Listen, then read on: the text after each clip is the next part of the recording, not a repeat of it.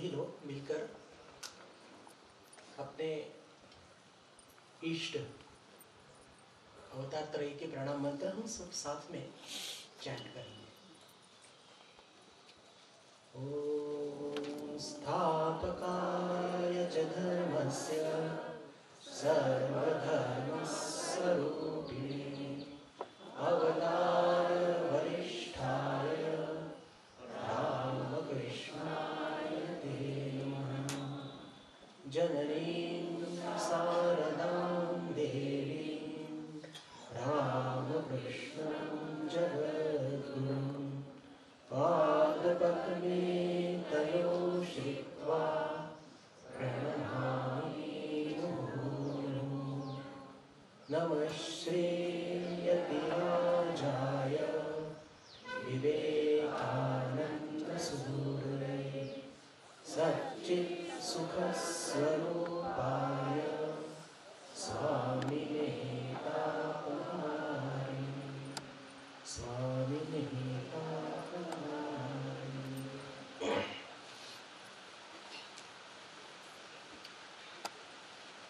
सर्वप्रथम मैं रामकृष्ण मठ नागपुर के अध्यक्ष श्रद्धेय स्वामी ब्रह्मस्थानंद जी महाराज के चरणों में प्रणाम निवेदित कर अपने इस वक्तव्य को आपके सामने रखना चाहूँगा और साथ में ही इस मठ में उपस्थित सभी सन्यासियों के चरणों में वंदन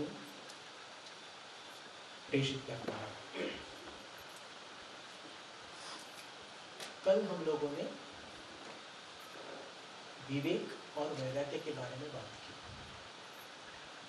साधन चतुष्टय के बारे में हम बात कर रहे हैं। चतुष्टय से अर्थ स्पष्ट हो जाता है। 4 प्रकार के साधन एक साधक को करना चाहिए, ऐसा शास्त्र कहते हैं। कौन से हैं? तो सबसे पहला विवेक, दूसरा है वैराग्य, तीसरा है शम दम आदि षट संपत्ति और चौथा मुमुक्षुत्व मतलब मोक्ष की इच्छा। कल हम लोग जो चर्चा कर रहे थे उसमें विवेक के ऊपर बहुत जोर दिया, इसलिए थोड़ा समय भी ज़्यादा लगा आज। और फिर जहाँ पर हम लोगों ने देखा कि जहाँ पर विवेक है वैराग्य वहीं पर है। वैराग्य के बारे में थोड़ी और कुछ चर्चा बाकी है और वो चर्चा मैं आपके सामने आज करना चाहूँगा। हमारे पास समय कल हम लोगों ने चर्चा की, आज चर्चा हम लोग करेंगे और फिर आगामी कल भी चर्चा करेंगे। अब इस तीन सत्रों में जितना संभव हो सकेगा हम ज़्यादा से ज़्यादा चर्चा करने का प्रयास करेंगे, लेकिन शायद मैं सभी जो इसके पहलू हैं उसको जस्टिफाई कर पाऊँगा या नहीं मुझे नहीं मालूम। फिर भी जितना जो कुछ हम सीखेंगे वो डेप्थ में जाकर, गहराई में जाकर चिंतन करने का प्रयास करेंगे। विशेषकर हमारे जिंदगी से इन सब चीज़ों का क्या संबंध है। कल हम लोगों ने देखा कि विवेक का मतलब होता है कि सत और असत इसमें अंतर करना। कौन सी चीज़ जो चिरकाल टिकने वाली है और कौन सी चीज़ जो बिल्कुल जिसको कहते हैं टेम्पररी है, क्षणिक है। तो क्षणिक चीज़ों के पीछे हम लोग न दौड़ते हुए जो चिरकाल टिकने वाली है मतलब ही ईश्वर जो हमको परम आनंद देने वाला है, वो भी अनंत काल के लिए, उसको प्राप्त करने के लिए जो असत वस्तु है, क्षणिक जो सुख भोग है, उससे हम दूर जाने की कोशिश करने को या उसको विविच्य मतलब अलग करना। जैसे हम लोग घर में चावल बीनते हैं, चावल बीनते तो क्या करते हैं, उसमें से जो कंकर होते हैं वो निकालते हैं, उसको कहते हैं विविच्य। बिल्कुल उसी तरह ये जो हमारे जीवन में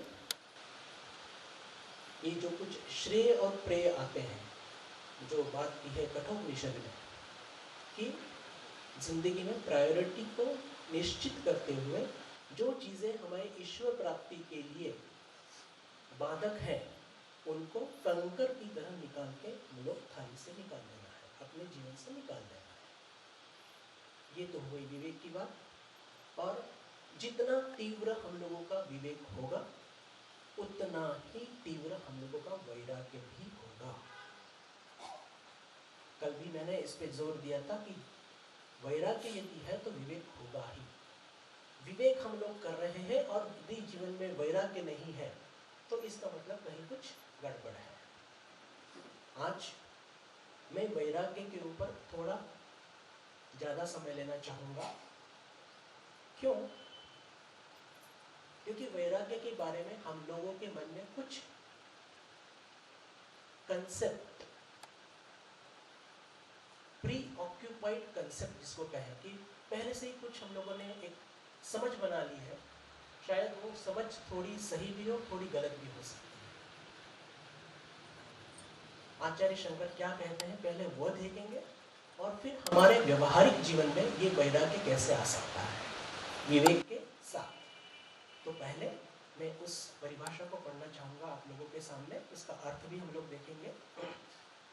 तत् वैराग्यम जिहासाया दर्शन श्रवणादिभिः देहादि ब्रह्म पर्यन्ते यनित्ये भोग वस्तुनि।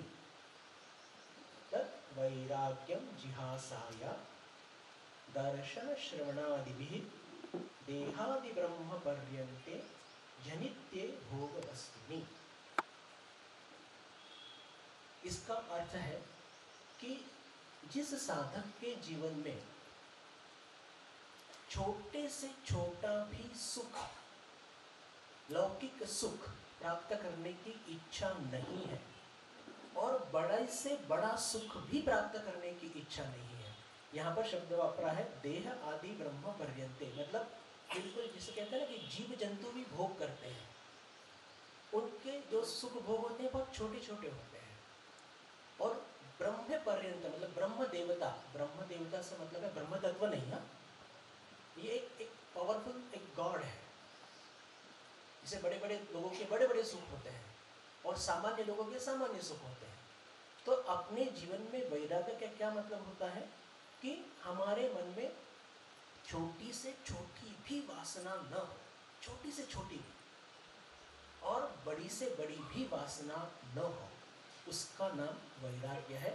और एक चीज की ओर आपका ध्यान में आकर्षित करना चाहूंगा कि तद वैराग्यम जिहासाया दर्शन श्रवणादिभिः।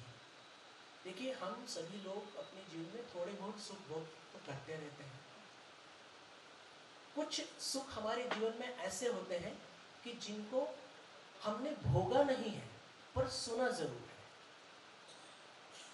उदाहरणार्थ, मैंने अपनी जिंदगी में कभी लंदन नहीं देखा पर लंदन के बारे में सुना है कि अरे यूरोप कितना समृद्धशाली है और वहाँ की सिविक लाइफ कितनी अच्छी होती है, वगैरह वगैरह वगैरह। अब ये सिर्फ सुना है। तो यदि हमारे जीवन में सही वैराग्य होगा तो सुना होगा तो होगा, लंदन होगा, मुझे उससे क्या है। लंदन जाने से मेरा ईश्वर प्राप्ति होने वाली है क्या? लंदन जाने से मेरी ईश्वर प्राप्ति हो सकती है तो मैं जाऊंगा, जाना चाहिए।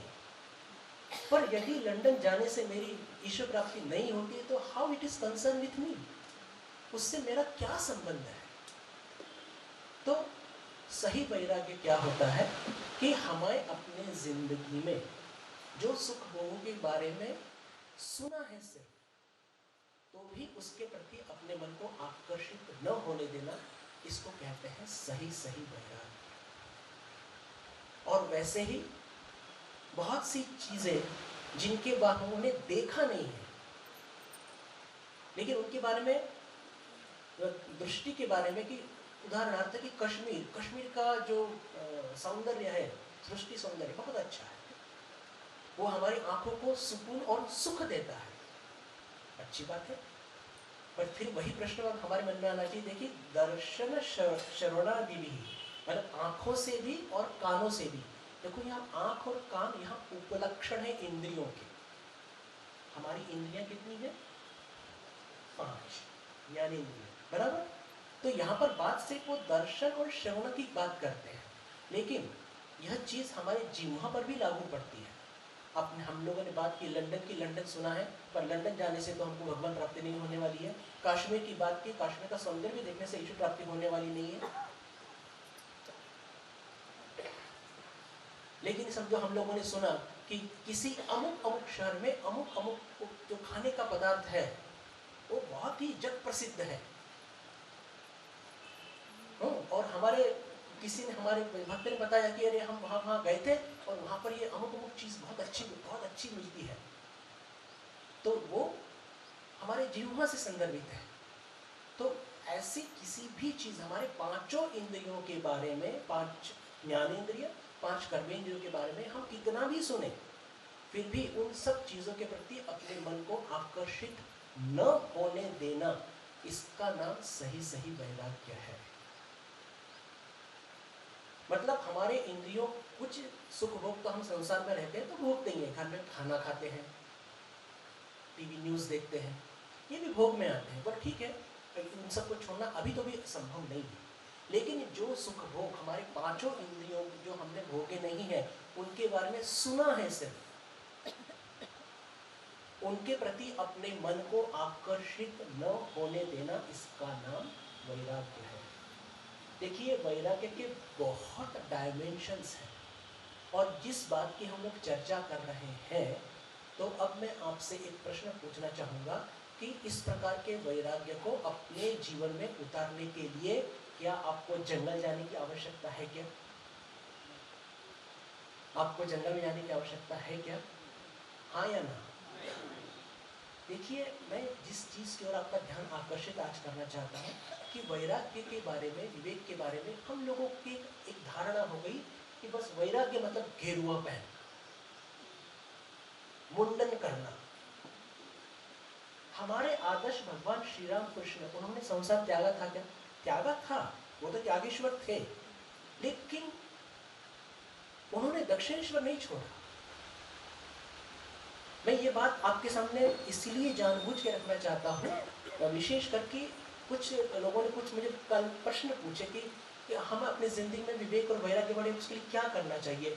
तो उनकी जो स्पृहा थी वो देख मुझे बहुत खुशी हुई, पर उनके प्रश्न पूछने के पीछे मुझे ऐसी एक दर्द सा महसूस हुआ कि महाराज, हम लोग कभी जंगल नहीं जा सकते, अब क्या करें? किसने बोला जंगल जाने के लिए? कौन से शास्त्र में लिखा, मुझे बताइए आप। जितना अल्प मैंने पढ़ा है उसमें तो मुझे कहीं नहीं लिखा कि आप जाइए जंगल में और हिमालय में जाइए या और कहीं जाइए और वहाँ पे आप साधन कीजिए। वो एक मार्ग है, मैं उसको असम्मान नहीं कर रहा हूँ, कृपया मुझे आप गलत न समझें, मेरी विनंती है।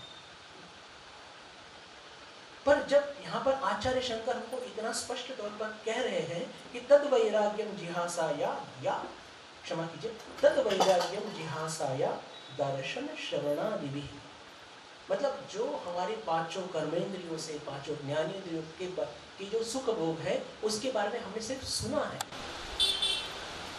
चर्चा की है, उसके पीछे मन को न दौड़ा है, उसके पीछे भागने की कोई जरूरत नहीं। और ये काम तो हम अपने कर्तव्य पूरे करते करते भी कर सकते हैं, उसके लिए कोई जंगल जाने की आवश्यकता नहीं। इसी बात की ओर मैं आपका ध्यान आकर्षित करना चाहूँगा आज के इस चर्चा में कि देखिए, वैराग्य का ये मतलब बिल्कुल ये एक जिसको कहते हैं बहुत ही एक लिमिटेड, संकुचित परिभाषा है कि बस हमको सब कुछ छोड़ना है। ठीक है, फिजिकली छोड़ना ये बात अच्छी बात है, फिर भी हम आज जिस स्थिति में है, हमें ये मालूम है कि हम लोग अपने कर्तव्य नहीं छोड़ सकते, पर कर्तव्य छोड़ सकते नहीं है इसका मतलब हम वैराग्य का अभ्यास नहीं कर सकते हैं, ये सोचना भी गलत है। हम जहाँ पर है वहाँ पर अपने जीवन में इस वैराग्य का अभ्यास निश्चित तौर पर हम लोग कर सकते हैं। तो उसका जो पहला डायमेंशन जिसकी हम लोगों ने चर्चा की कि हमारे पांचों ज्ञानेंद्रियों के माध्यम से, पांचों कर्मेंद्रियों के माध्यम से जो हमारे कर्तव्य कर रहे हैं वो करते रहें, लेकिन जो कुछ हम लोगों ने सिर्फ सुना है, इसकी चर्चा की है, उसके बारे में मन को आकर्षित न होने देना, इसी का नाम वैराग्य है। इसी विवेक चूड़ामणि में वैराग्य की एक और परिभाषा, मैं आज कम से कम आपके सामने 4 परिभाषा रखने की कोशिश करूंगा। और 4 परिभाषा आप उसको सुनने के बाद आप खुद ही प्रश्न पूछिए कि उस चारों परिभाषाओं को अपने जीवन में आचरण में लाने के लिए घर छोड़ने की कोई आवश्यकता नहीं। अरे स्वामी विवेकानंद ने हम लोगों को भी तो शहर में रखा। उन्होंने हमसे ये नहीं कहा कि चलो चलो चलो तुम लोगों को ठाकुर महाराज स्वामी जी का आदर्श को पालन करना है तो तुम घर छोड़ो और चले जाओ हिमालय में। ऐसा कहा? क्या कहा उन्होंने कि मेरे सन्यासी, जो मेरा सन्यासी है, जो मेरे इस आदर्श को पालन करना चाहेगा भगवान श्री राम कृष्ण के, वो समाज में रहेगा, समाज की सेवा करेगा। और ये कंसेप्ट उनके मन में कहाँ से आया? ये भी वैराग्य से आया। वो सबसे आखिरी में चर्चा करूंगा और वो बहुत इंपॉर्टेंट है। आज मैं बिल्कुल ठान के आया हूं कि आप सब लोगों के मन से ये निकाल दूंगा कि वैराग्य सिर्फ जंगल में प्रैक्टिस होती है। यदि ये किसी के मन में यदि ये विचार हो तो नागपुर मठ की तो एक बहुत, मैं कल से ही तारीफ कर रहा हूँ, हमेशा ही तारीफ करता हूँ कि शास्त्र अध्ययन की एक महान परंपरा इस आश्रम को मिली है, इस मठ को मिली है। तो ऐसा मिसकंसेप्ट नहीं होगा, मुझे पूरा मालूम है। फिर भी जब मैंने उस चर्चा में हाथ डाला ही है तो उसको मैं थोड़ा और डेप्थ में जाने की कोशिश करूँगा। दूसरी बात जो हम लोग चर्चा करेंगे, देख दूसरी डायमेंशन वैराग्य की, इसमें कहा गया है अपने विवेक चूड़ामणि में कि आदौ नित्यानित्य वस्तु विवेकः परिगण्यते इहामुत्र फलभोग विरागस्तदनन्तरम्। आदौ नित्यानित्य वस्तु विवेकः परिगण्यते। सबसे पहले अच्छे साधक के जीवन में विवेक आना चाहिए। विवेकः परिगण्यते इह अमुत्र फलभोग विरागस्तदनन्तरम्। उसके बाद यह अमुत्र, ये दो शब्द का अर्थ हमको समझना होगा। देखिए, हम सभी लोग कर्म करते हैं। एक कर्म के कुछ अच्छे फल होते हैं, कुछ बुरे फल होते हैं, और वो हमारे हाथ में नहीं है। कर्म का फल होगा, हमारे इंटेंशंस कर्म के पीछे अच्छे हैं तो उससे अच्छे फल मिलेंगे, और यदि हमारे इंटेंशंस खराब हैं तो उससे हमारे जीवन में उसको बुरे कर्म हमको बुरे फल मिलेंगे। मतलब क्या है? पाप और पुण्य ये बिल्कुल कर्म के साथ जुड़े हुए हैं। तो जो वैराग्य की परिभाषा देखिए कितनी सूक्ष्म और कितनी परफेक्ट दी है आचार्य शंकर ने। अब उनको परफेक्ट कहना ये योग्य नहीं, लेकिन हमारे मन को जो जिसको कहते हैं कि बिल्कुल हम समझ जाते हैं, यह अमुत्र फल भोग विरागस्तदनन्तरम्, कि हम जो कुछ कर्म करते हैं वो जो उसके फल हैं इस लोक में भी और इस लोक के बाद हमारे जो जन्म होने वाले हैं उस लोक में भी उस फल की हमको अपेक्षा बिल्कुल नहीं। मतलब क्या है? यदि एक वाक्य में कहना होगा तो पाप और पुण्य, हम इन दोनों से परे जाना चाहते हैं। ये मैं आप लोगों का ध्यान आकर्षित करना चाहूँगा, ये बहुत महत्वपूर्ण है, विशेषकर आप लोगों में से जिन लोगों ने रामकृष्ण संघ से दीक्षा ली है। देखिए, हम लोग भगवान श्री राम कृष्ण का नाम जप करते हैं तो नाम जप करने से भी तो पुण्य होता है, और यदि वो पुण्य मेरा है यह हमने सोच लिया तो क्या होगा? फिर वो पुण्य फिर खर्च करने की इच्छा भी होगी। इसीलिए आप लोग याद कीजिए, और रोज आप प्रार्थना भी करते हैं कि जब होने के बाद हम क्या कहते हैं? Shri Ram कृष्णार्पणमस्तु। What is scientific definition of the Vairagya? You see? मैं फिर पूछता हूं, इसके लिए आपको घर छोड़ने की आवश्यकता है? बिल्कुल नहीं है। हम जो जप करते हैं उससे पुण्य तो प्राप्त होगा, लेकिन हे प्रभु, हमको इस पुण्य पाप से कुछ लेना देना नहीं है। ये सब जो जप हमने किया सिर्फ आपके भक्ति प्राप्त करने के लिए किया है। और वैसे ही हम लोग जो कर्म करते हैं, अभी हम लोगों की आसक्ति तो छूटी नहीं है, तो अच्छे कर्म के अच्छे फल, बुरे कर्म के बुरे फल। इसीलिए एक साधन और भी अपने जो रामकृष्ण विवेकानंद साहित्य में पढ़ने को मिलता है, उसमें कहते हैं कि जो कुछ हमने रात को सोने से पहले कि श्री राम कृष्णार्पणमस्तु ऐसी प्रार्थना करनी चाहिए। तो क्यों? उससे क्या होगा कि हमारे हाथों से जो अनजाने में शायद कुछ बुरे कर्म हुए होंगे उसका पाप भी भगवान श्री राम कृष्ण को अर्पण है, और साथ में यदि हमसे कुछ अच्छे कर्म भी हुए होंगे, वो शायद हमने मतलब कॉन्शियसली किए होंगे, तो भी उसका पुण्य भी हमको नहीं चाहिए। देखिए, ये पाप और पुण्य के इस चक्र के ऊपर जब तक हम लोग नहीं उठेंगे, हमें मोक्ष का मार्ग नहीं मिलेगा। और इस पाप और पुण्य के परे जाना, वही तो वैराग्य है। अरे कर्म तो हमको भी नहीं छूटे हैं। प्रत्येक साधु ब्रह्मचारी को अपने अपने केंद्र में, अपने अपने मठ में कुछ न कुछ सेवा करनी पड़ती है। हम लोग भी अनासक्ति की प्रैक्टिस कर रहे हैं। अरे फिर घर छोड़ने के बाद ये अनासक्ति की प्रैक्टिस करना कितना मुश्किल है, क्या किया जाए, क्या किया जाए। अरे इसमें घबराने की कोई ज़रूरत नहीं है। जो कुछ हम लोग सेवा कार्य बिल्कुल करें, मन देके करें, जितना संभव हो अनासक्ति से करें। फिर भी यदि उसमें कहीं आसक्ति आ जाती है तो रात में सोने से पहले एक बार भगवान ठाकुर माँ स्वामी जी का स्मरण करके श्री रामकृष्णार्पणमस्तु कह दीजिए। बिल्कुल जिसको कहते हैं ना कि ईमानदारी से कह दीजिए, तो इसका नाम वैराग्य है। और इसके लिए मैं फिर से दोहराना चाहूंगा, घर छोड़ने की जरूरत है। देखिए, वैराग्य की ये जो डेफिनेशन है, ये कितनी सही और सटीक है। और इन सब चीजों के लिए हम जहां पर हैं वहीं पर रहकर प्रैक्टिस कर सकते हैं। इसके लिए आपको कहीं जाने की जरूरत नहीं है, कहीं जाने की जरूरत नहीं है। इसीलिए आचार्य कहते हैं, आदौ नित्यानित्य वस्तु विवेक परिगण्यते इहामूत्र फल भोग विराग तदनंतरम, कि हम जो कुछ करें। और रामकृष्ण मिशन तो इतना साइंटिफिक है कि जब हम लोग जप करते हैं, जब से भी जो पुण्य निकलता है वो भी हमको प्रभु नहीं चाहिए, आपके चरणों में ही समर्पित। हमें सिर्फ आपके चरणों में जगह मिले, आपके चरणों में भक्ति हमें मिले, यही हमारी अपेक्षा है। देखिए, ये वैराग्य की एक और डेफिनेशन हो गई, ये भी एक वैराग्य की एक और डेफिनेशन हो गई। और हम थोड़ा आगे चलते हैं, या उसमें हमको मालूम पड़ेगा। देखिए, 3 प्रकार की ऐषणा या इच्छा जो हम सभी को बहुत सताती है। कौन सी? पुत्रेषणा, वित्तेषणा और लोकेषणा। पुत्रेषणा, वित्तेषणा और लोकेषणा। तो इन सब जो एक प्रकार की जो वासना है, इनसे कैसे स्ट्रगल किया जाए, तो इसका काफ़ी डिटेल हम लोगों ने इसका चिंतन पिछली बार हम लोगों ने किया कल के क्लास में, कि कैसे हम जब यदि कुछ प्रापंचिक आकर्षण हमारे जीवन में आते हैं तो विवेकपूर्ण उनका हम लोग एक प्रकार से उसको अवॉइड करें, कि अरे पैसे से क्या प्राप्त होता है।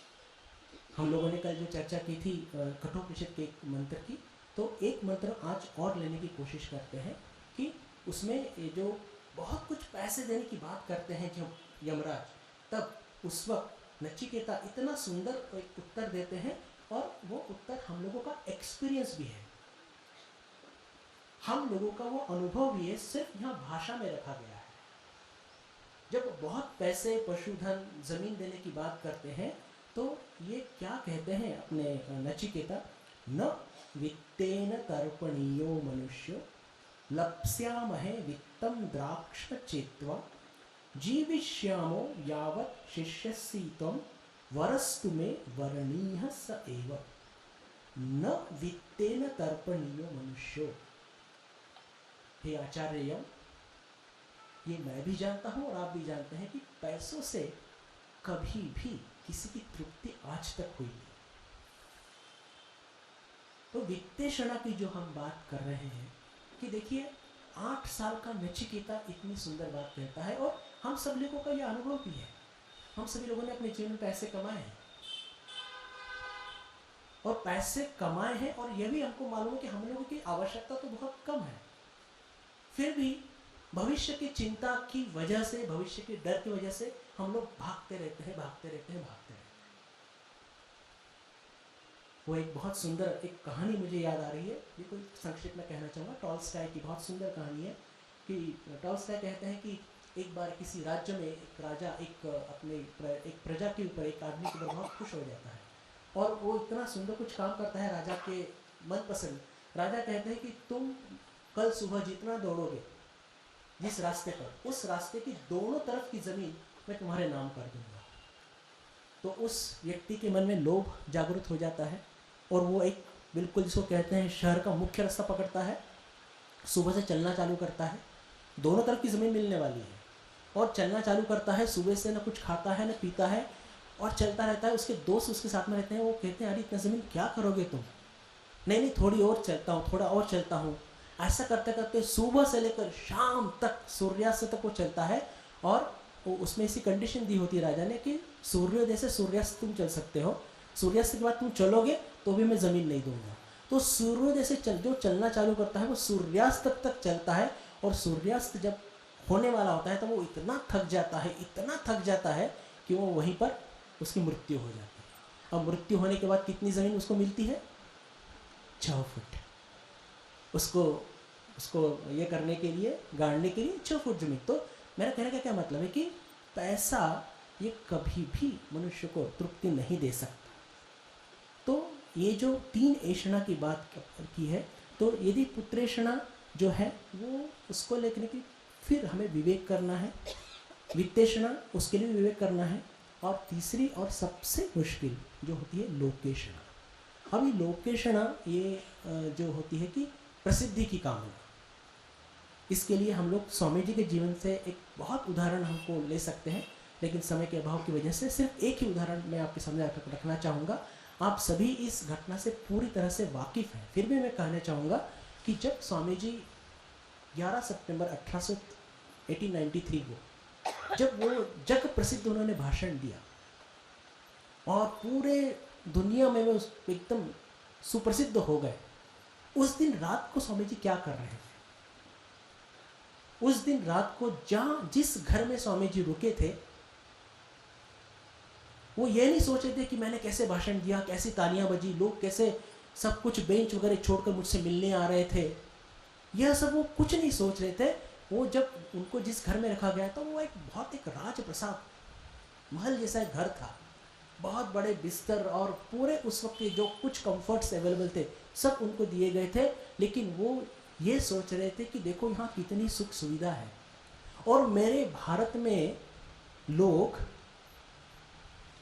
दवाई के अभाव में छोटे छोटे बच्चे बच्चियाँ और स्त्री पुरुष ये मृत्यु के मुख में चले जाते हैं, और ये सुन के वो इतने दुखी हो जाते हैं कि वो बिस्तर पे सो नहीं पाते और अपना तकिया लेकर ज़मीन पे उस रात को सोते हैं। देखिए, जिस स्वामी जी को सुबह दैव दुर्लभ सम्मान मिला है, स्वामी जी खुद कहते हैं कि ऐसा सम्मान यदि सामान्य व्यक्ति को मिले या तो वो पागल हो जाएगा या मर जाएगा। ये स्वामी जी के खुद के शब्द हैं।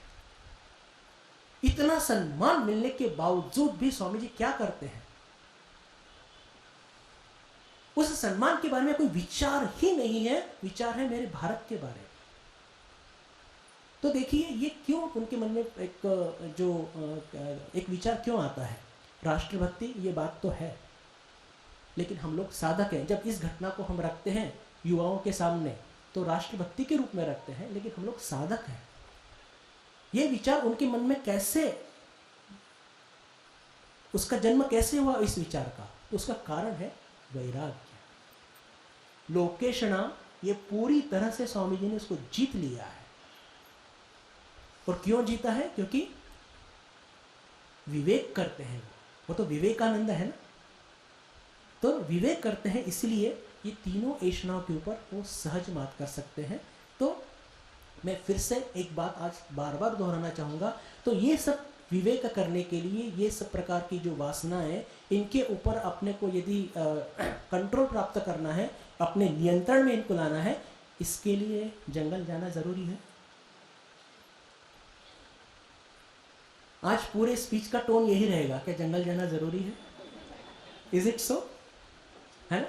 मैं वो चीज़ यदि दिमाग में होगी तो मैं निकाल देना चाहूँगा कि देखिए हमने 3 डायमेंशन अभी तक बात की, और तीनों डायमेंशन में हमको एक ही चीज़ मिलती है कि अरे ये प्रैक्टिस करने के लिए तो हम जहाँ पर हैं वहाँ प्रैक्टिस कर सकते हैं। होता क्या है, एक कड़वी बात कहना चाहूँगा, आपसे क्षमा मांगते हुए, कि क्या होता है कि इन चीज़ों को जब अपनी ज़िंदगी में हम आचरण में लाना चाहते हैं तो ना अपने मन से लड़ाई करना पड़ती है, बराबर? और वो लड़ाई हम करना नहीं चाहते, और वो लड़ाई करना नहीं चाहते तो फिर क्या है कि अब किसी के ऊपर तो एक क्या बोलते हैं ना, दोष मढ़ना है किसी के सिर पर, है ना? मतलब गलती हम कर रहे हैं लेकिन दोष मढ़ना है किसी के ऊपर सिर पे मढ़ना है। तो किसी से बच्चे करते हैं ना कि नंबर कम आए तो कहते हैं हमारे टीचर ने हमको अच्छे से पढ़ाया नहीं, ऐसा हो गया वैसा हो गया, वो बच्चे होते हैं। पर हम भी एक स्पिरिचुअल सेंस में बच्चे ही हैं। जब हम लोगों की अपनी ज़िंदगी में इन चीज़ों को प्रैक्टिस नहीं कर सकते हैं तो दोष क्या मढ़ते हैं, हमको संन्यास लेने को चांस नहीं मिला। अपनी जो लड़ने की ताकत नहीं है या उस मार्ग पर चलने की अभी उतनी एक मानसिक तैयारी नहीं है, मानसिक शक्ति नहीं हुई है, तो उसका दोष कहाँ मढ़ते हैं, ये सब तो मठ में पॉसिबल है, घर में पॉसिबल नहीं है। कहाँ लिखा है मुझे बताइए ना, कहाँ लिखा है? कहीं लिखा नहीं।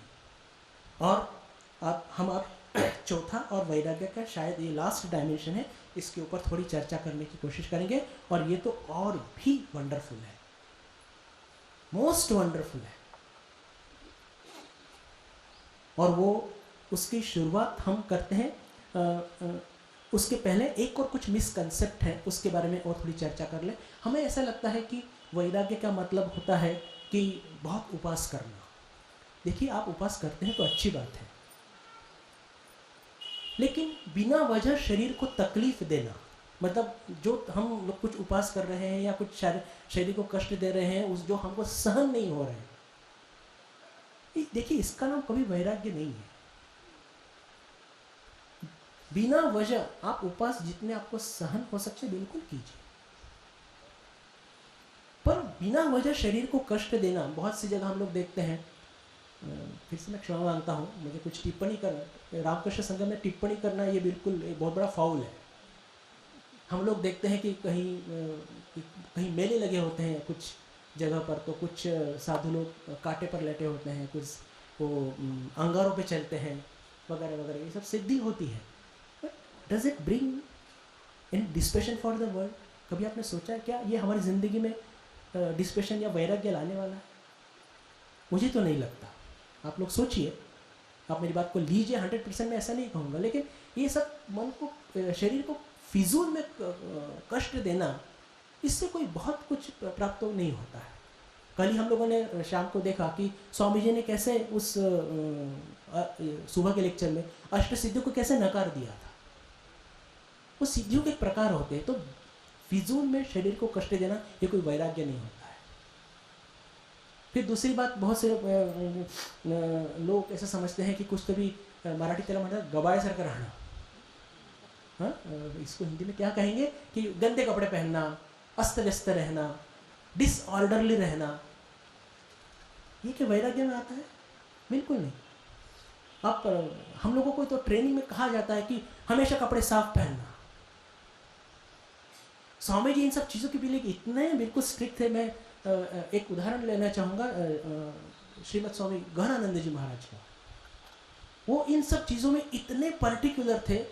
जब वे सेवा प्रतिष्ठान के जब बड़े महाराज थे, तो वो देखते थे कि उनके जो मातहत सन्यासी हैं, जो उनके अंडर काम करने वाले, वो किस तरह से ड्रेस पहनते हैं, शेविंग किया है कि नहीं, कपड़े साफ है कि नहीं, और खुद भी कितने हमेशा फ्रेश रहते थे।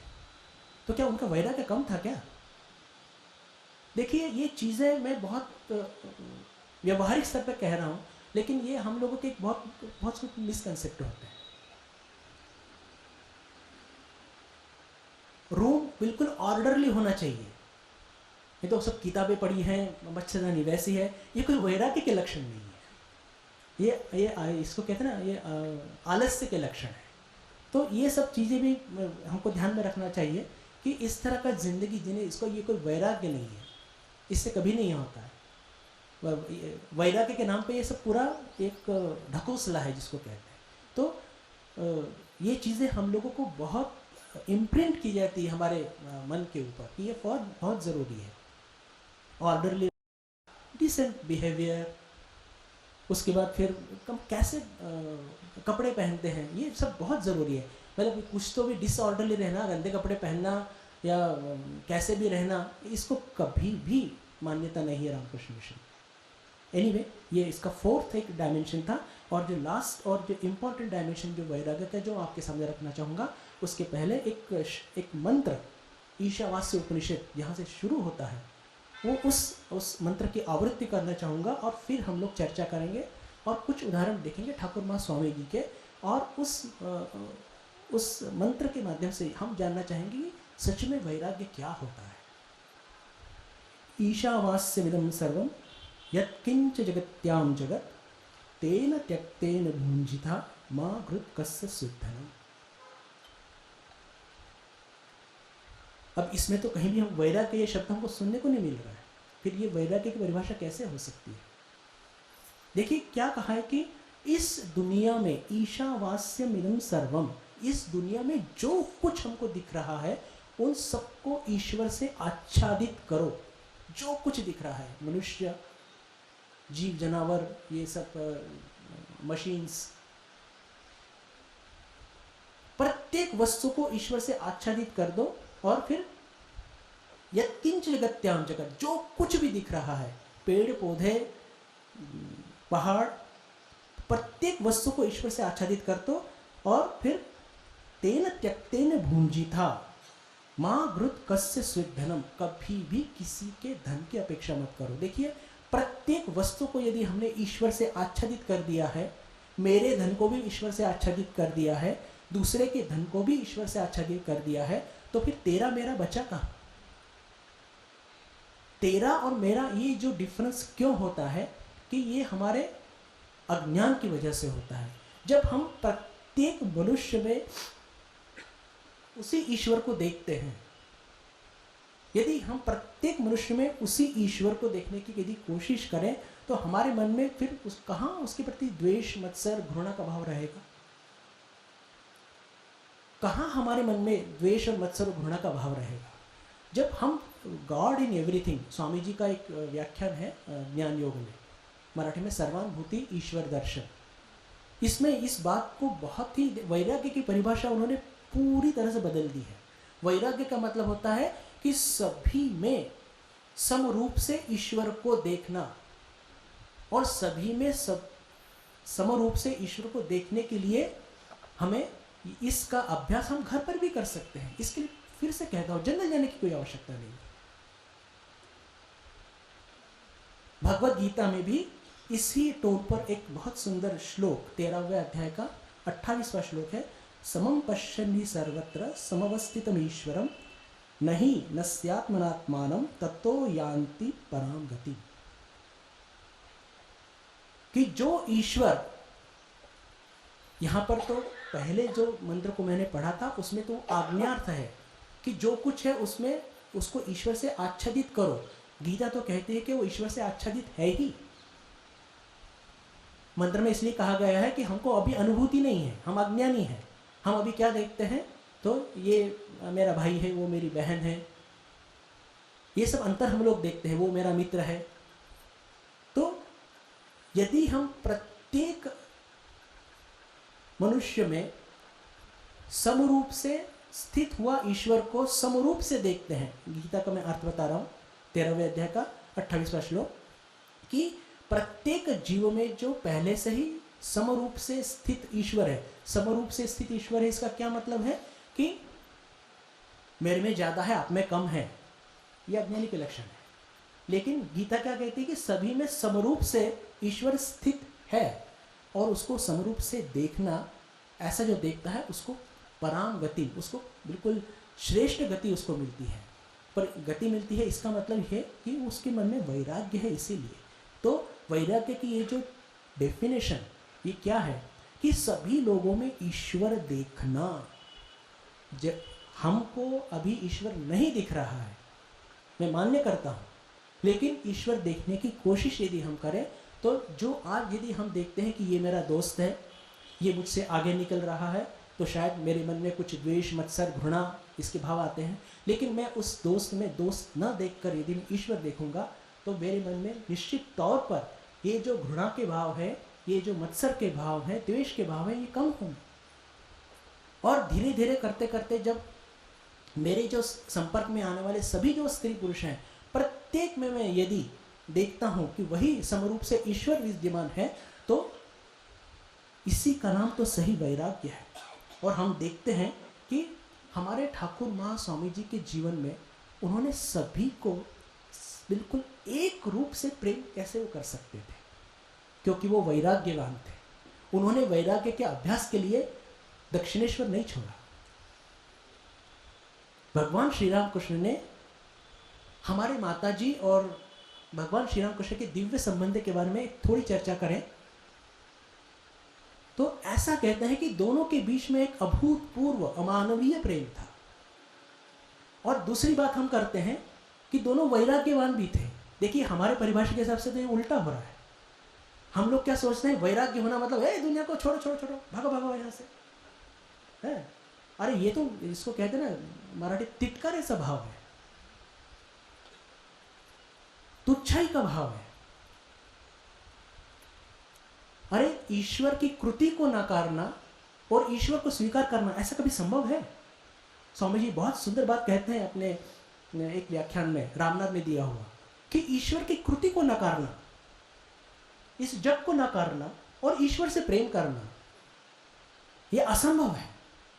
तो सही वैराग्य, जिसके ऊपर मैं आपका ध्यान खींचना चाहता हूं कि सही वैराग्य क्या है, कि प्रत्येक मनुष्य को, प्रत्येक जीव को उसमें ईश्वर ही है इस बोध से उससे व्यवहार करना। देखिए शुरुआत में एकदम बड़ी छलांग हम लोग नहीं लगा सकते, लेकिन हम अपने घर में जो भी हमारे जो सगे संबंधी हैं उनसे यदि हम ऐसे ही व्यवहार करें कि ये जो हमको जो कुछ कर्तव्य दिए गए हैं, घर में पति है, पत्नी है, बच्चे हैं, बूढ़े माँ बाप हैं, सास ससुर हैं, सभी लोग हैं, पर ये हमें भगवान ने, ये भगवान ही हैं, ऐसे बोध से हम उनके साथ में यदि रहने की कोशिश करें तो देखिए हमारी बहुत समस्या का समाधान होगा। उसके साथ साथ समस्याओं का समाधान होगा नहीं होगा, लेकिन वैराग्य तो निश्चित तौर पर बढ़ेगा। निश्चित तौर पर वैराग्य ये हमारा बढ़ेगा और इसी का नाम वैराग्य है। वैराग्य के लिए आपको कहीं जाने की जरूरत नहीं है। ठाकुर माँ स्वामी जी के जीवन में देखते हैं ऐसे असंख्य उदाहरण, हमको अनगिनत ऐसे उदाहरण हमको देखने को मिलते हैं कि कैसे भगवान श्री राम कृष्ण उनके पास आने वाले से सभी से समान व्यवहार कर पाते थे। सभी को लगता था कि ये मेरे अपने हैं। फिर शायद वो विभिन्न संप्रदाय से आते थे, विभिन्न धर्मों को मानने वाले आते थे, समाज में शिक्षित लोग आते थे, अशिक्षित आते थे, उच्च भ्रू समाज से आते थे, एकदम सामान्य से सामान्य आते थे, केशव चंद्र सेन जैसे लोग आते थे, और हाजरा जैसे भी उनके पास में रहते थे, पर सभी को वो एक समान प्रेम क्यों कर पाते थे? किसी की भी घृणा नहीं करते थे। इसी का नाम वैराग्य है। और ये प्रैक्टिस करने के लिए हमको कहीं जंगल जाने की आवश्यकता नहीं है, हिमालय जाने की आवश्यकता नहीं है। और माता जी के जीवन के बारे में यदि हम बात करें भाइयों और बहनों, तो देखिए एक बात हमको ध्यान में आती है कि माता जी का जीवन ये पूरी तरह से spirituality and day to day life, spirituality in day to day life. Ramakrishna Mission के हम सभी स्वामी जी लगभग 90 से 95% हम लोग स्वामी जी का साहित्य पढ़ के साधु हुए। लेकिन जब हमारे जीवन में भी जब तकलीफें आती है ना, तो हम भी दौड़ के माँ के पास ही जाते हैं। क्यों? क्योंकि वहां पर एक सिंपैथी भी मिलती है और सॉल्यूशन भी मिलते हैं। डर लगता है स्वामी जी कहीं डांट दे, पर मेरा कहने का क्या मतलब है कि माता जी के जीवन या स्वामी जी के जीवन से भी हम देखते हैं कि इन लोगों ने सभी से अपने जीवन में समान रूप से प्रेम किया है। एक दो उदाहरण उसकी चर्चा मैं करना चाहूँगा कि जयराम बाटी में माता जी के पास एक अनाथ बच्चा कुछ छोटे से कालावधि के रहने के लिए आता है, कुछ महीनों के लिए। वो बेचारा अनाथ है, उसको देखभाल करने वाला कोई नहीं है। वो माता जी के काम में हाथ बटाता है, थोड़ा बहुत खेत में काम करता है, जानवरों को पालता है। तो उसको खुजली होती है और खुजली इतनी तीव्र होती है कि बेचारा वो खुजा खुजा के उसको बहुत जलन होती है। और एक तो अनाथ है,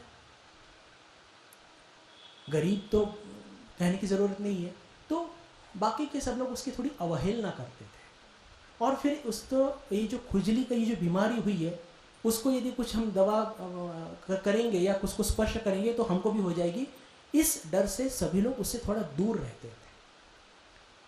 माता जी को ये बात बिल्कुल समझ में आ गई और उन्होंने क्या उसका समाधान निकाला? तो अपने जो नीम के पत्ते होते हैं ना, नीम के पत्ते का कुछ रस बनाया, मतलब पानी में उबाला या फिर उसकी शायद उसको पेस्ट बनाई और खुद अपने हाथों से वो बच्चे के शरीर पे वो लेप करती थी, जिससे उस बच्चे को आराम मिले। अब उस वक्त तो कोई स्किन स्पेशलिस्ट वगैरह कुछ होते नहीं थे, यही सब सॉल्यूशंस लेके वो भी जयराम बाटी। तो लेकिन माताजी देखिए कि इस तरह से उनके मन में कोई जिसको कहते हैं बड़ा छोटा या ऐसा कोई भाव नहीं है, बिल्कुल पूरे प्रेम के साथ उस बच्चे के साथ जैसे खुद क्या बोलते हैं कि पूरी तरह से एक हो जाती हैं और उसके वो बच्चे को जब तक वो ठीक नहीं होता वो उसकी बराबर सेवा करती है। और यही माताजी जयराम बाटी में जब गिरीश घोष आते हैं तो माँ कहती हैं कि अरे बाबा और कलकत्ता बाबू लोग, कलकत्ता के बड़े लोग हैं, सुबह उनको बेड टी चाहिए, मतलब उठते से ही अपने बिस्तर पे चाय चाहिए। तो ये जगत जननी सुबह उठकर दूध इकट्ठा करने जाती है। मेरा कहने का क्या मतलब है, सभी को माताजी एक समान दृष्टि से देखती हैं, एक समान प्रेम करती हैं और इसका नाम है वैराग्य। तो जंगल जाएंगे आप वैराग्य प्रैक्टिस करने के लिए? हम जहां पर हैं क्या करना है हमको?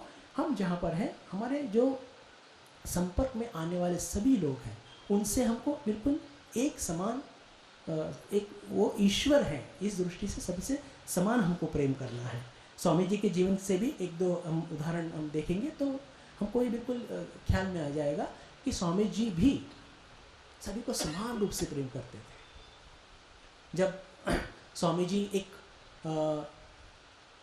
अननोन सन्यासी के रूप में भारत परिक्रमा कर रहे थे तब बहुत सी जगह उनको सामान्य लोगों ने उनके ऊपर खूब अपनी श्रद्धा प्रेम दिखाते हैं और उनकी खूब सेवा भी करते हैं। देखिए स्वामी जी इन सब लोगों को कभी भूलते नहीं अपनी जिंदगी में। याद रखिए हम क्या चर्चा कर रहे हैं कि सभी को समान रूप से प्रेम करना यही वैराग्य है। और फिर बाद में स्वामी जी अमेरिका जाते हैं, लगभग 4.5 साल वहाँ बिताने के बाद और जगह प्रसिद्ध होकर जब वो भारत में लौटते हैं और जहाँ जहाँ वे एक अननोन सन्यासी के रूप में घूमे थे उसमें से कुछ स्थानों पे वे जाते हैं। तो अलवर की एक घटना है कि जब स्वामी जी अलवर पहुँचते हैं, जग प्रसिद्ध एक जगत जेता विवेकानंद इस एक स्टेटस के साथ में, तो वो रेलवे स्टेशन पर उनको लेने के लिए खुद राजा मंगल सिंह आते हैं। अब राजा खुद रिसीव करने के लिए आए हैं तो उस पूरे स्टेशन पर जितने भी सिविल एडमिनिस्ट्रेशन के टॉप लोग हैं वो वहाँ उपस्थित है, आर्मी के लोग उपस्थित है, पुलिस के लोग उपस्थित है और एक बहुत बड़ा सब वीआईपी लोग वहाँ पर उपस्थित हैं क्योंकि राजा वहाँ उपस्थित है और उनके स्वामी जी का स्वागत करने के लिए। और स्वामी जी जैसे ही वो रेलवे के कंपार्टमेंट से उन सभी लोगों का अभिवादन स्वीकार करते हैं, सबसे बातचीत करते हैं और स्वामी जी का ध्यान जाता है एक बहुत दूर कोने में अत्यंत एक सज्जन व्यक्ति और बहुत श्रद्धा से हाथ जोड़कर खड़ा है। स्वामी जी का ध्यान जैसे ही उस व्यक्ति की ओर जाता है उस भीड़ से वो चिल्लाते कि राम से नहीं इधर आओ। इस राम स्नेही, वो राम स्नेही होना चाहिए पर स्नेही ऐसा लिखा हुआ है, ऐसे ही नाम शायद होगा। तो उस राम स्नेही ने जब अलवर में स्वामी जी को जब वो अननोन थे, जब उनको कोई जानता नहीं था, इन्होंने ही उनकी सेवा शुश्रूषा की थी। तो स्वामी जी उस चीज को बिल्कुल नहीं भूलते हैं और इन सभी जो गणमान्य लोग वहाँ उपस्थित से उन सबसे मिलते हैं, उनका अभिवादन स्वीकार करते हैं, उनकी भी अवहेलना नहीं करते हैं। पर इन सबसे मिलने के बाद जो एक बेचारा सामान्य व्यक्ति है, थोड़ा जो संकुचित हो गया है कि अरे राजा वहाँ पर खड़े हैं, इतने बड़े सब वीआईपी खड़े हैं, मैं कैसे जाऊँगा, इसलिए दूर से उसके मन में स्वामी जी के प्रति श्रद्धा है, भक्ति है। लेकिन स्वामी जी खुद उसके पास जाकर और उससे बातचीत करते हैं और उसके प्रेम को स्वीकार करते हैं। देखिए इसका नाम है वैराग्य, इसका नाम है वैराग्य। सभी को समान रूप से प्रेम करना, सभी को समान रूप से जब हम प्रेम करते हैं तभी हमारे जीवन में, याद रखिए ये चौथी परिभाषा हम लोगों ने सीखी वैराग्य की कि यदि हम अपने जो संपर्क में आने वाले सभी लोग हैं उन सभी को हम समान रूप से प्रेम कर सके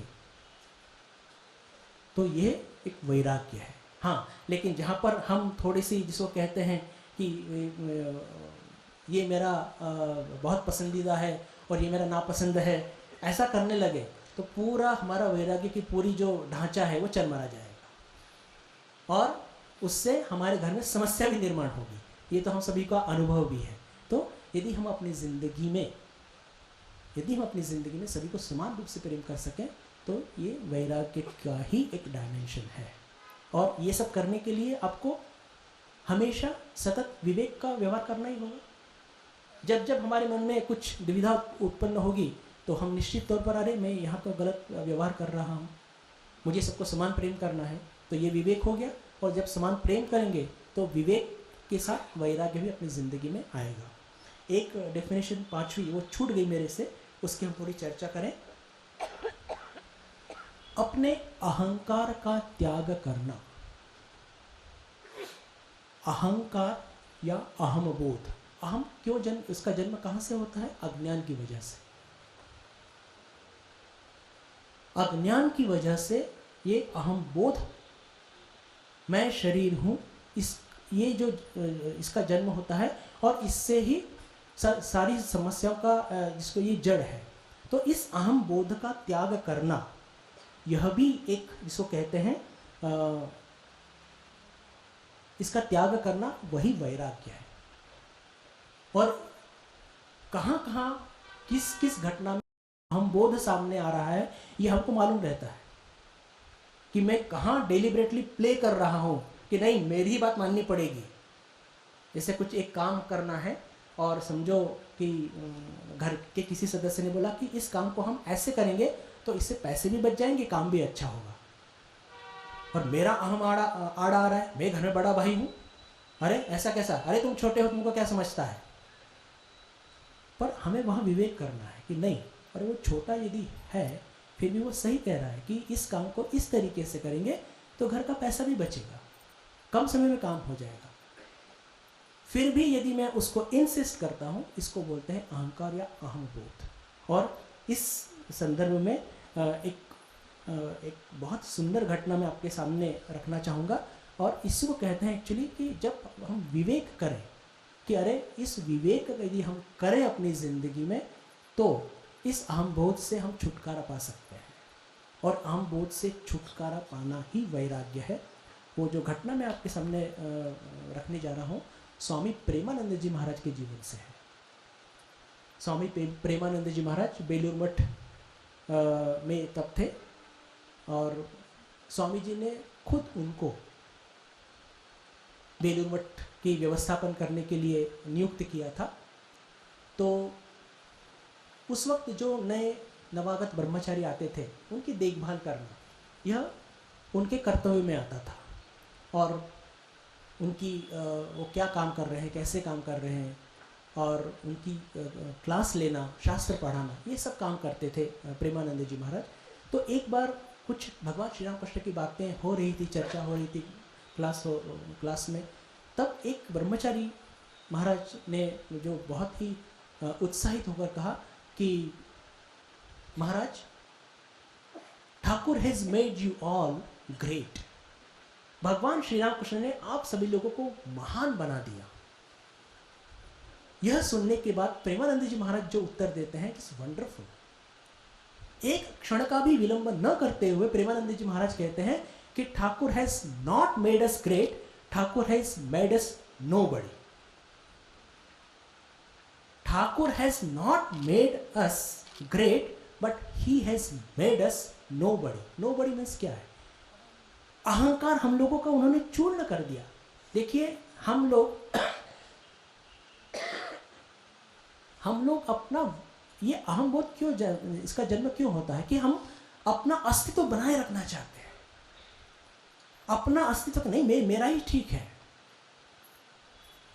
लेकिन भगवान श्री राम प्रेमानंद जी महाराज कहते हैं कि ही मेड अस नोबडी। मतलब हम लोगों का उन्होंने अहंकार जिसको कहते हैं या हम लोगों का इंडिविजुअल ईगो उन्होंने क्रश कर दिया है। तो इस घटना से हमको क्या सीखना है कि यदि हमको भी प्रेमानंद जी महाराज या ठाकुर के जो प्रिस्क्रिप्शन के अनुसार यदि हमको आगे जाना है तो हमें विवेक करके हमारे ईगो को क्रश करना है। कर्मयोग में एक बहुत सुंदर एक लेक्चर, उसका टाइटल ही है सेल्फ एब्निगेशन। सेल्फ एब्निगेशन मतलब ये जो अपना ईगो है इसका नाश करना कर्मयोग का एक बहुत बड़ा पर्पस है रामकृष्ण संगम में।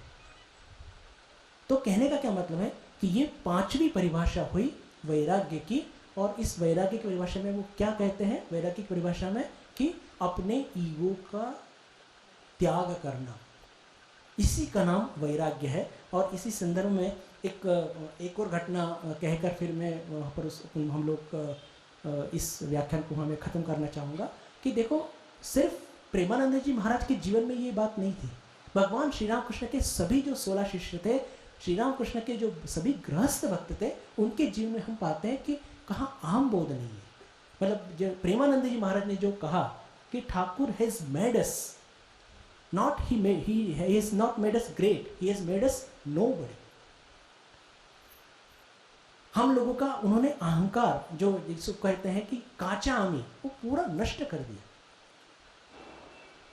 घटना ऐसी है कि स्वामी जी बेलूर मठ में हैं, राजा महाराज स्वामी जी के बहुत ही जिसके ऊपर बहुत विश्वास करते थे Swami ji, Raja Maharaj the first president of Ramakrishna order. और विज्ञानानंद जी महाराज भी मठ में ही रहते हैं। आप सभी जानते हैं कि वे इंजीनियर स्नातक थे, और स्वामी जी ने आज्ञा दी कि ये जो गंगा नदी के ऊपर एक घाट बनाना था, तो स्वामी जी ने आज्ञा दी विज्ञानानंद जी महाराज को कि तुम इसका एस्टिमेट निकालो, और एस्टिमेट निकालने के बाद कितना खर्चा आएगा मुझे बताओ, थोड़े हम लोग डोनेशन रेज करेंगे, और ये घाट बनाना बहुत ज़रूरी है क्योंकि ज़मीन कट रही थी वहाँ पर। तो सब एस्टिमेट निकाला। विज्ञानानंद जी महाराज की एक खासियत थी कि वो स्वामी जी से बहुत डरते थे। दूर से भी देख लेंगे कि स्वामी जी वहाँ खड़े हैं तो इधर भाग जाएंगे या उधर भाग जाएंगे। क्यों? वो इतना श्रद्धा प्रेम भी था और डरते ही बहुत थे। लेकिन राजा महाराज में वो एक ताकत थी कि वो स्वामी जी को उनके सामने जाते थे, उनको अपना जो कुछ वक्तव्य होता था कहते थे। तो बात फिर ऐसी हुई कि वो जब पूरा घाट बनकर तैयार हुआ था, उसका जो एस्टिमेट निकाला था खर्चे का, उससे कुछ ज़्यादा खर्चा हो गया। और जब ये बात विज्ञानानंद जी महाराज के बिल्कुल ध्यान में आई, वो तो एकदम घबरा गए कि अब तो क्या होगा और क्या नहीं, और स्वामी जी के सामने उनको कैसे फेस करेंगे, क्योंकि अब तो बिल्कुल इसको कहते हैं ना, मराठी में कहते हैं बिन पाण्याची होना रहा था। ऐसी स्थिति निर्माण हो गई। अब ऐसी स्थिति निर्माण हो गई तो वो उनको मालूम था कि जो प्रॉब्लम है राजा महाराज के पास मैं जा सकता हूँ, वो कुछ नहीं बोलते हैं, और जो कुछ मुझे कहना है उनको कह दूंगा और मैं निकल जाऊंगा। तो बिल्कुल वैसा ही करते हैं कि जितना ज़्यादा खर्चा हुआ वो सब उसका हिसाब अकाउंट्स लिख के राजा महाराज को बोलते हैं कि देखो काम अच्छा करना था या ऐसा हो गया, जो कुछ कारण थे बता के, लेकिन खर्चा ज़्यादा हो गया। तो आप स्वामी जी को जो कुछ कहना है आपको कहना है, मैं कुछ कह नहीं पाऊंगा। ऐसा करके खुद ने अपना पल्ला झाड़ लिया। अब स्वामी राजा महाराज जाते हैं स्वामी जी के पास में और उनको सब एक्सप्लेन करते हैं क्या क्या हुआ। और स्वामी जी के जैसे ही ध्यान में ये बात आती है कि जो कुछ एस्टिमेट किया गया था उससे काफ़ी जो कुछ है थोड़ा बहुत ज़्यादा पैसा खर्च हो गया। स्वामी जी इतने नाराज हो गए और सारा गुस्सा उन्होंने वो विज्ञान महाराज के ऊपर तो नहीं, वो सब राजा महाराज के ऊपर ही निकाला। इतना नाराज हो गए स्वामी जी कि राजा महाराज रोने लगे। लेकिन देखिए, राजा महाराज रोने लगे, उनको दुख हुआ, लेकिन उन्होंने प्रतिक्रिया नहीं दी। And that is something very wonderful. मैं वैराग्य की बात कर रहा हूँ, और ये सब बातें आपसे बार बार क्यों कह रहा हूँ कि वैराग्य प्रैक्टिस करने के लिए हमें घर छोड़ने की आवश्यकता नहीं है। राजा महाराज रोते रोते अपने कमरे में पहुंचे, और थोड़ी देर बाद स्वामी जी जो शांत हुए तब वो उनसे पास मिलने को जाते हैं और कहने लगते कि राजा मुझे क्षमा करो, ठाकुर तुमको कितना प्रेम करते थे, तुम तो ठाकुर के मानुष पुत्र हो और मैंने तुमको कितना कष्ट दिया है। और ऐसा कहकर फिर कहते हैं वो गुरुवत गुरुपुत्रेषु। तब राजा महाराज उनको प्रणाम करते हुए कहते हैं कि ज्येष्ठ भ्राता गुरु समान। मन में कोई म्लान नहीं है। मन में म्लान क्यों नहीं है? क्योंकि अहम बोध का त्याग कर चुके हैं। दैट इज वैराग्य। अहम बोध का त्याग करना ही तो वैराग्य है। देखिए, इतना डांटने के बाद मन में कुछ ऐसा स्वामी जी बोलते कोई गुस्सा नहीं है। स्वामी जी खुद कहते थे कि इस दुनिया में शायद सभी लोग मुझे छोड़ दें, पर राजा मुझे कभी नहीं छोड़ेगा। ये स्वामी जी के वाक्य है। मेरा कहने का क्या मतलब है कि राजा महाराज को कष्ट हुआ, लेकिन वो रोए, लेकिन उन्होंने कोई प्रतिक्रिया, मतलब कहते हैं ना, हम लोग जैसे बोलते हैं कि किसी ने एक कुछ बोला तो हम चार बोलते हैं, लेकिन ये वैराग्य के लक्षण नहीं है। अर्थात ये किस स्थिति में हमको रिएक्ट करना है, किस स्थिति में नहीं करना है, ये सिचुएशन पे डिपेंड करता है, और वो एक चर्चा का बहुत अलग विषय है। आवश्यकता पड़ी तो हमको कहीं कहीं रिएक्ट करना पड़ता है, मैं इस बात को मानता हूँ, लेकिन वो एक चर्चा का बहुत अलग और एक अलग ही विषय हो जाएगा। मैं उसमें जाना नहीं चाहता, लेकिन हम साधक हैं, तो अहम बोध की वजह से हमारे मन में प्रतिक्रिया आती है, तो अहम बोध का त्याग, यही सही अर्थ में वैराग्य है। और राजा महाराज का ये उदाहरण और प्रेमानंद जी महाराज का ये उदाहरण, जो कि Thakur has not us made great but he has made us nobody. हमारे जो कांचा आमी, उसका उन्होंने पूरा नाश किया, और इसका स्ट्रेट प्रूफ हमको दिखाई पड़ता है राजा महाराज की इस घटना से कि वो कोई प्रतिक्रिया नहीं देते हैं, सिर्फ रोते हैं। और जब स्वामी जी मिलने आते हैं तो उनसे वो प्रणाम करते हुए कहते हैं कि गुरुवत गुरुपुत्रेश, ये स्वामी जी कहते हैं। और राजा महाराज कहते हैं कि ज्येष्ठ भ्राता गुरु समा। तो ये 5 परिभाषा बंधु भगिनी हम लोगों ने देखी कि ये 5 परिभाषा की वैराग्य की जो अलग अलग डायमेंशंस और कितने स्तर की परिभाषा देखी। तो ये प्रैक्टिस करने के लिए मैं आप लोगों से विदा लूँ। इसके पहले मैं फिर से एक बार फोर्सफुली कहना चाहूँगा कि वैराग्य और विवेक को प्रैक्टिस करने के लिए हमें घर छोड़ने की आवश्यकता नहीं है, और हम अपनी जगह पर जहाँ पर हैं, जिस स्थिति में हैं, वहीं इसको प्रैक्टिस करके अपने जीवन को धन्य कर सकते हैं। समय समाप्त हो चुका है, मैं आप लोगों से विदा लेता हूँ। धन्यवाद, नमस्कार।